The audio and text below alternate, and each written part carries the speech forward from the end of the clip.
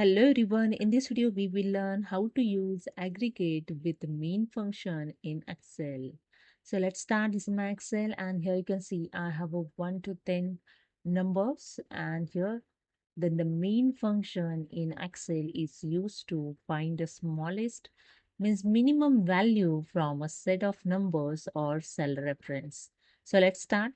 So I use here the first main function. Simply select the cell, use the is equal to and enter the main.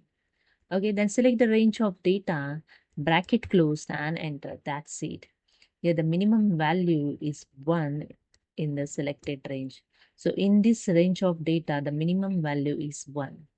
Suppose I hide some rows from this column. Suppose I selected 2 number row to 5 number rows and right click of the mouse and click on the hide. Okay.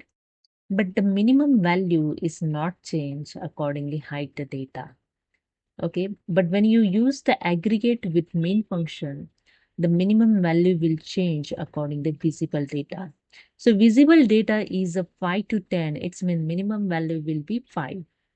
Okay, so 5 will be here showing after the use aggregate. Let's see how it's done.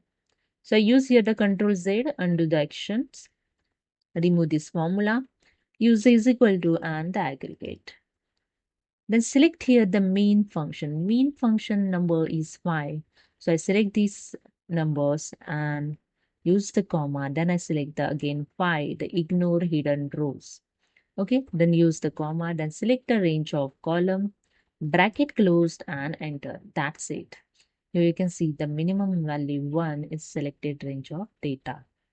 Then I hide some rows same as I hide this 2 to 5 numbers rows. Right click of the mouse and click on the hide. Now you can see only the visible data considered to calculate the minimum value. Okay.